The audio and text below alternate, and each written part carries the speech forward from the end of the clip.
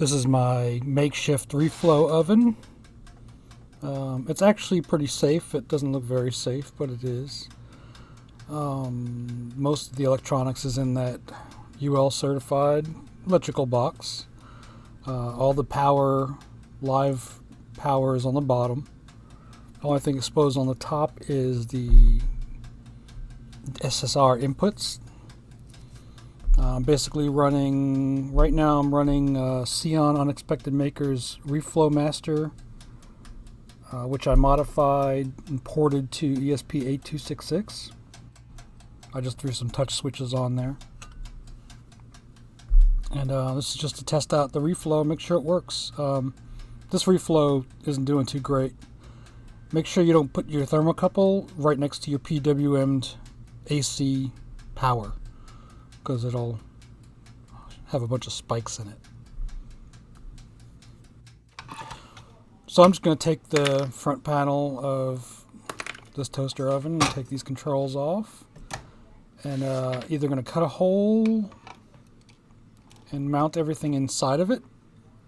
I think for the prototyping stage, just to get it running and to be able to experiment with it, I'm just going to make an enclosure that goes on the front of it that mounts to the face and put my stuff in there, so I can start using it and clean up this mess, make it a little more permanent, so I can just have it all in one piece. Have one piece with a display and a controls and the input and output for the SCR. Put the SCR inside the toaster oven, wire it in, and then start to go from there. I can start using it while I'm developing software for it. I might just stick with Reflow Master. It's working pretty good. I was really wanting to do a PIR because this oven is kind of small, and I think it is gonna give me problems.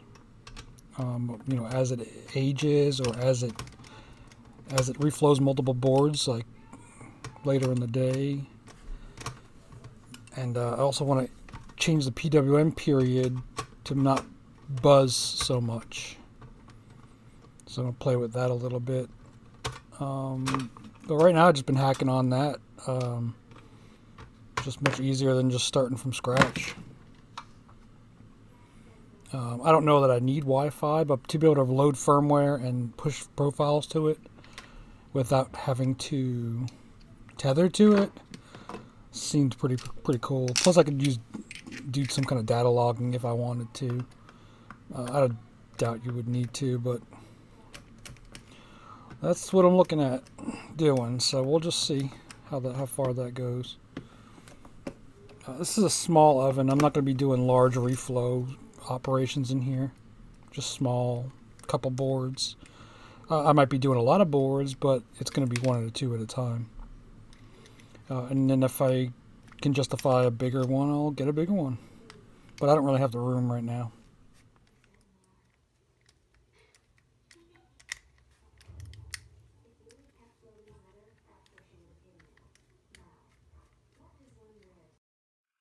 I thought I'd mess around with the idea of using the existing knobs on a rotary encoder as an interface, but it's probably not going to work. So I'm going to start designing a front bezel to hold the LCD and the microcontroller for my reflow oven on the bottom of this toaster oven. There's a panel, and I don't feel like cutting the metal at this stage. Maybe I'll cut the metal out, cut square out, put a little bezel, and have it recessed, have it all inside the unit. But first I gotta make sure it's gonna be cool enough in there. And so right now for prototyping, I'm just gonna throw it all in a little plastic enclosure, 3D print it maybe, and just slap it on the front. And so I'm gonna line up with the existing physical features. So I'm going to try to interface with the current mounting holes and work around it somehow without having to drill or cut the metal. If I want to drill and cut the metal, I need to take it out to my shed and do it out there. So I'm just trying to 3D print something that's going to make this a little easier so I can start writing software for it and stuff, and getting all the hardware nailed down and detecting any problems.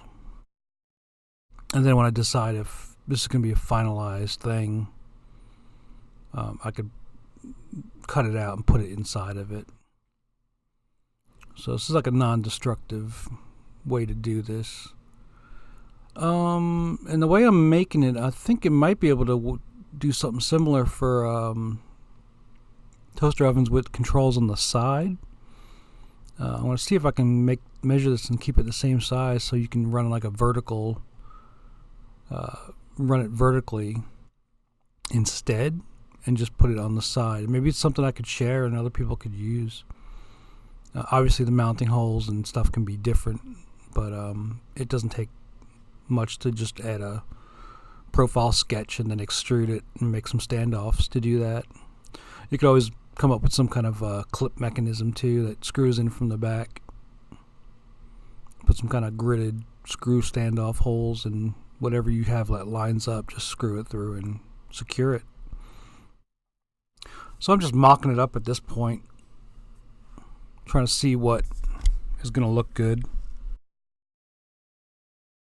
I was going to just do a quick model of the basic shape of a LCD module, but then I thought, let me learn how to model the entire thing up so I have a component that can be reused and will properly represent the LCD. I really don't want it sticking out too far. I want it as slim as possible, but since I'm just using a module, it's got headers on it, I'm going to have to figure out how to get it a little thinner. And these LCD modules have the SD card reader on the back, so that's another 3 millimeters. So I was going to leave a little extra space and make it as thin as possible for now. And if you made a PCB or something, you could make it probably, 3-4 millimeters high. It would barely be very proud from the surface.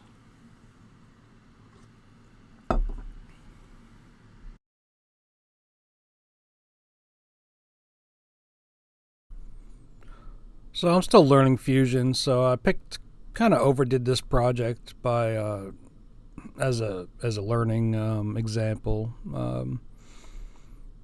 That's pretty much how I learn everything. Is pick a project that's not too simple. Well, I mean, you want to pick a project that's got a basic principle that's not overly complicated. Otherwise, you'll never get it done.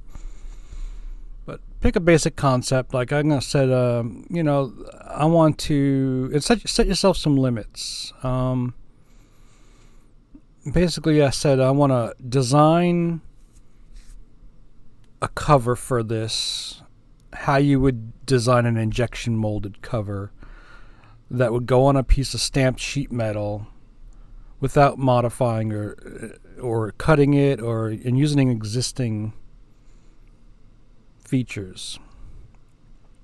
So for adding something onto a product that you did not design and you did not have control of, without cutting it. I want to say I have a 3D printer and a CAD tool, but I don't have any way to cut the metal. What can I do? How can I fasten this? So I decided I'm going to have to mock up and dimension the actual hardware I'm mounting to so I can get accurate positioning of all my holes. It should save me a lot of time with trial and error. You could do this with trial and error. You throw a piece of paper over that and trace it, and then measure it, and then print out a little sample of spacing and then line it up.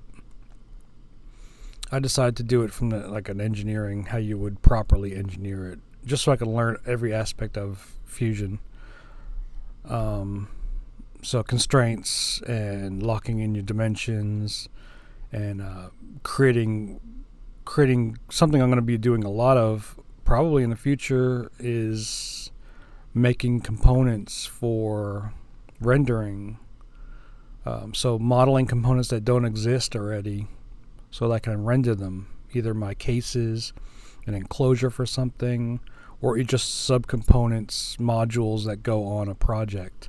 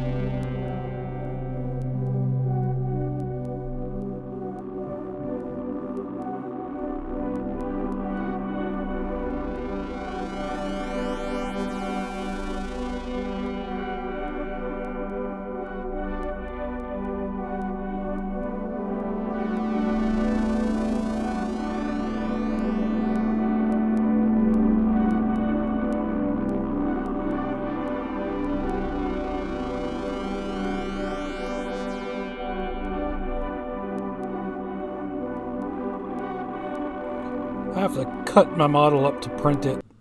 My bed is only 120. I could reliably print about 110 millimeters. So I just gotta cut it. I'm either gonna get this printed by somewhere else, or figure out a way to put some kind of interlocking pieces on it so that I can glue it together sturdily. I mean, so I can glue it. So I can glue the two halves together after I print them and have it pretty strong. I don't really want to do that, but if I could do it and have it be sturdy and hide the seam a little, that'd be nice. But for now, this'll do.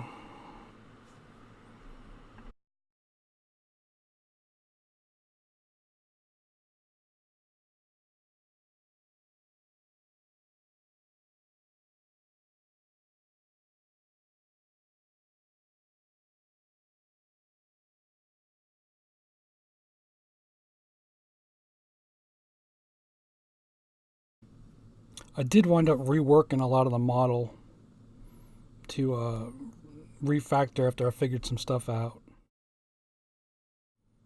Basically, I figured out a good way to project the LCD module, or a subcomponent, onto the front panel, and then extrude standoffs from that, and then have it so that I can go back and move the LCD component, and those standoffs will move as well, but they will still remain attached to that body. And it's something that took me forever to figure out. And basically, always use components. Start off learning how to use components early. Components can be moved and linked and updated independently from your project. If you don't, you wind up moving bodies and breaking the sketch relationship with them, and trying to move it to a component after you created them. It's a huge pain in the neck.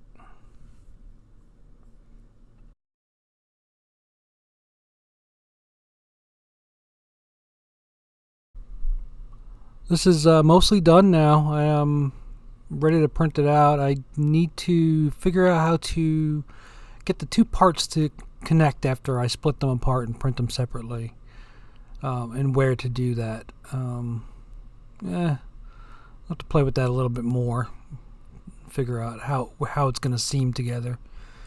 Maybe I can make something that kind of, some flanges that overlap and screw into each other. But yeah, this is pretty much the final product. I'm probably going to change a little bit of the outline, add some chamfers, and just tweak some of the shape. Right now I'm going for easily printable. And I need to figure out the supports still on these slopes, because they're going to print upside down, and they're kind of steep. Not steep, very shallow. I mean, they're greater than 45 degrees. I think they're 70.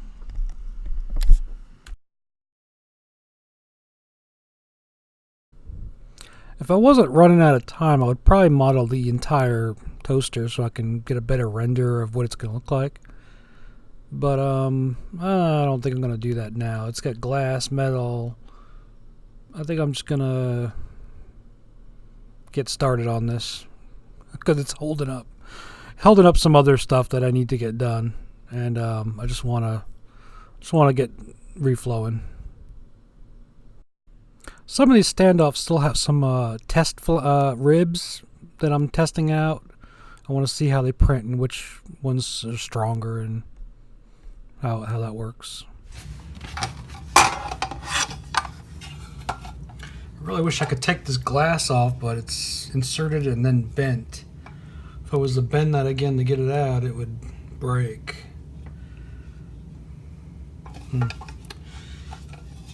I don't know any other way to how I would attach this if I broke it. What the hell is this? Booger on there. Glue booger.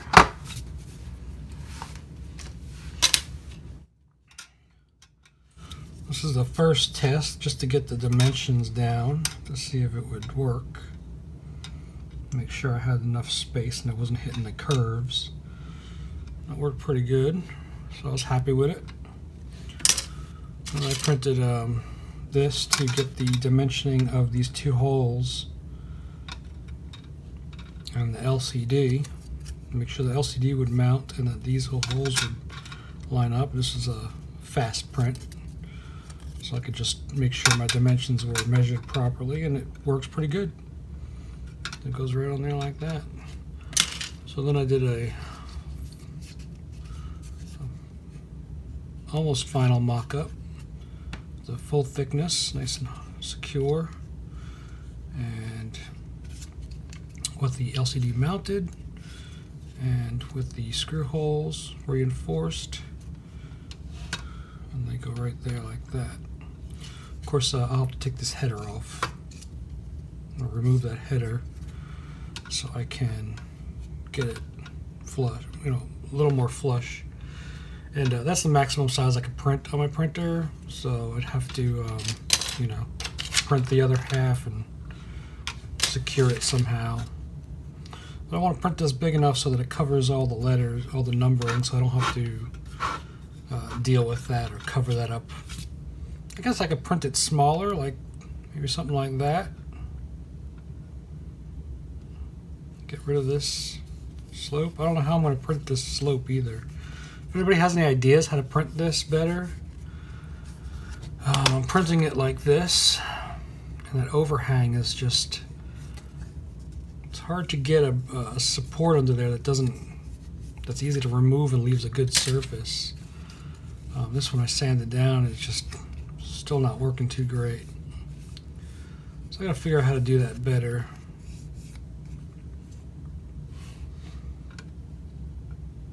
I could probably cut that down a little bit so it's not so big. Make it a little more steeper. Problem with that is if I do that, then I'll have to have a plate underneath here that covers the lettering. And then I have to have a two-piece. It would be like a two-part. It would be like that and then like that.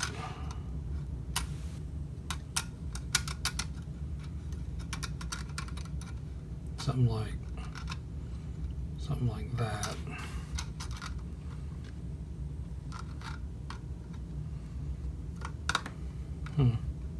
Yeah, I don't want to do that.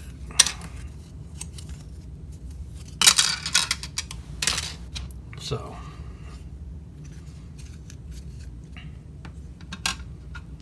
and I don't know what kind of buttons I'm going to use. I might just do an encoder, a rotary encoder.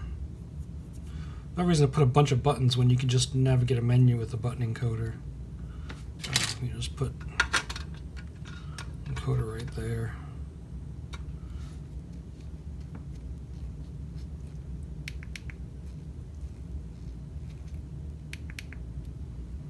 I don't see a problem with that. I mean, how many times are you changing menus? You're usually just have to rewrite some menus if I use somebody else's code, but And I was just testing the, these are tapped in. I left a little 1mm hole or 1.5mm hole for just testing out screws. I really like these laptop screws. These laptop screws are these flat ones, and they're Phillips, so it's easier to use than some of these Torx screws or cap heads, socket heads. So these are those. These are basically standard laptop screws. I think they're M2s, and they got a nice large flat head. So they're good for securing stuff. Very low profile, very fine screws. And I got these other. This one over here is a M2, just a normal M2 screw, Phillips head. And those are nice too, but the heads are kind of small.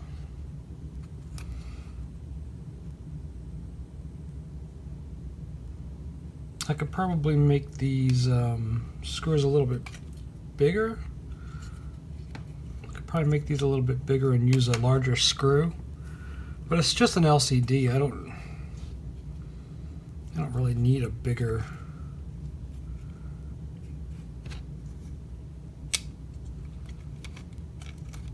I don't really need a bigger post either, because the way this fits in there. If I use a bigger post, I'm not going to really be able to, yeah, see, I mean, problem with that is if you use a bigger standoff, you can see it's already kind of pretty close to the LCD module. And if I was to get a one with a touch screen, I want to leave some space there so that it fits nice.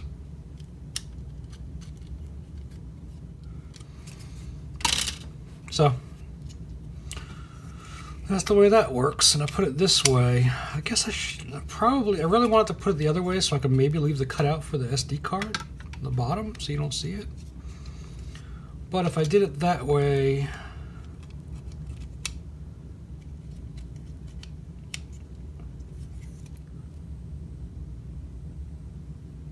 and the screen's going to be all the way over here, and I can't use this space right here because the screw's there, so the dial will be all the way over here. I guess I just need to mock this up a couple more times just to make sure I like this. Either way, it's going to work.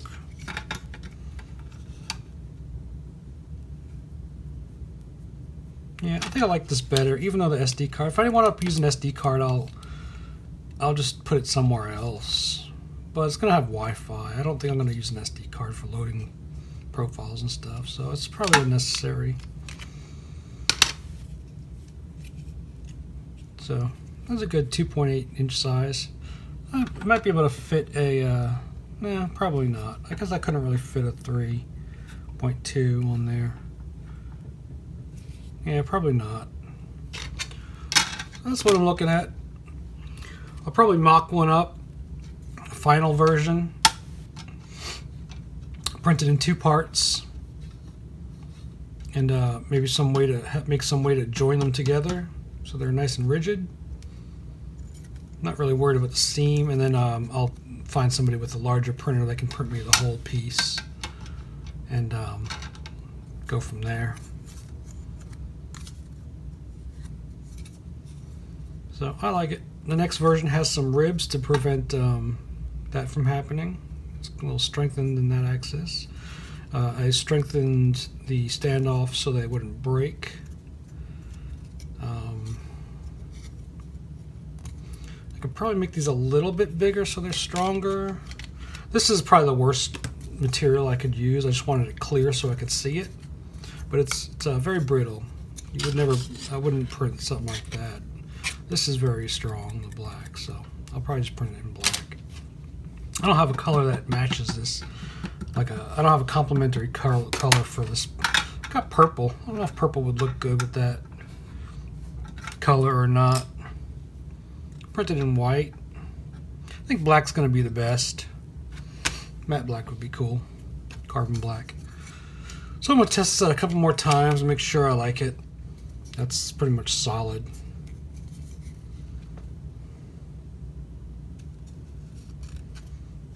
So I think that's 1.5 millimeters thick or 2 millimeters thick sides. It's really strong. Probably overkill. But yeah, should be pretty nice. And I wanted to test that this opens up okay. Make sure it's not gonna be a problem. So I need to screw that in and make sure that that's okay. And then get these headers off so I can test it mounted. So that's the next version I'll do. I'll print it off and mount it and see what happens. Just some more iterations here. Decided to try out how it would work with an encoder as just a single hole, single mount button. And so I'm just testing some different encoders that I have. And of course I gotta get the right knob. Knob's very important. So just trying out all the knobs I have. Just a bunch of different colors. It's hard to get encoder knobs without a line on them, actually, from what I found. I'm gonna keep looking though. This is like the best one I found.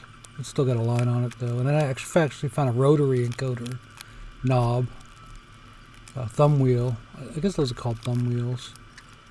And so I thought I'd try that out. So it's, you know, very flush, and I can actually recess it a little bit. But I don't know if that's gonna work. I'm just testing out some more iterations. I'm just adding some design features to it, angling some stuff, just to see if I can make it a little cooler looking. I don't know. I thought I'd play around with some just some shapes while I'm doing this. And then I'm also testing out some finishing techniques. I thought I'd try some alcohol and flame polishing, just to see if it would, you know, help bind some stuff that's sticking out. And then I'm just trying some acetone smoothing, just to get an idea what it does to this clear. That's it for now. We'll do another video after I finish this, and till next time.